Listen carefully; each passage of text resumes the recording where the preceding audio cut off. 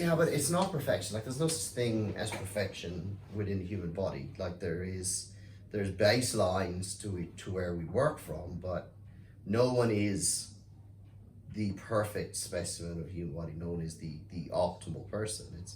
It's you're not looking for perfection. You're looking for what you would class as acceptable range of bad form, which sounds ridiculous. Like, you're going, you don't want to be promoting bad form. Why would you promote bad form?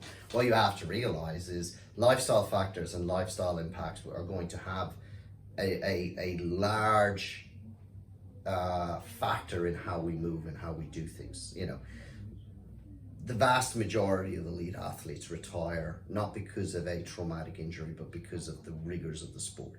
So what we mean by that is very few professional athletes retire because on one Saturday they were perfectly healthy going into the game. They had a horror injury which has ended their career. The vast majority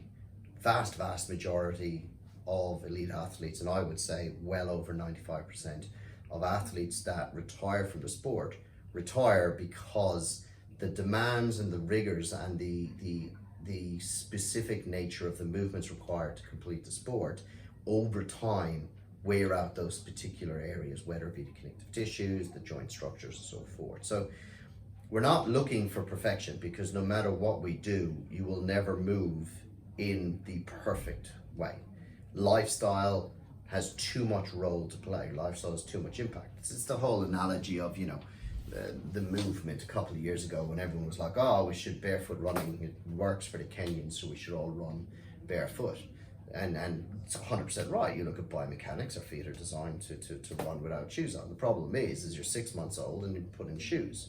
You're now 32 years of age and you look at this YouTube video and you go, I should run barefoot. I've had 32 years of adaptation to working in shoes. All you're going to do is completely fuck your body. Like, as much as you should run barefoot, you can overcome how you've now shaped and developed your body over this time. So it's not about striving for perfection.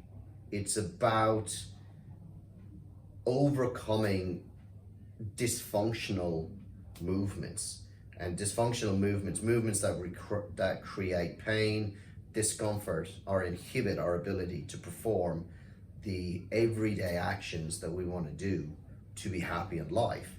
And that's both exercise and just lifing. There's no point doing exercise if it cripples me for the rest of the day. So the purpose of identifying dysfunction from an exercise point of view is to identify where the breakdown's occurring. What is it that's causing the person to be unable to perform the daily tasks that they want to perform to the best of their abilities, and adjust their strengthening, adjust their movement recruitment, adjust their muscle recruitments to facilitate efficient. So I think it's better to say efficient than it is to say perfection.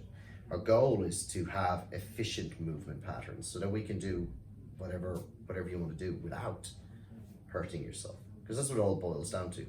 There is no person who lives in a bubble. There is no person that lives in a situation where I am the epitome of what the human body should move like.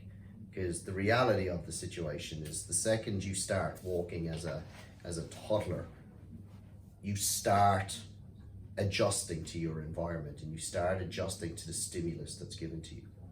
You know, what we want to do is ensure that that person works their best abilities and moves the most efficiently that they can move to prevent pain and inhibition.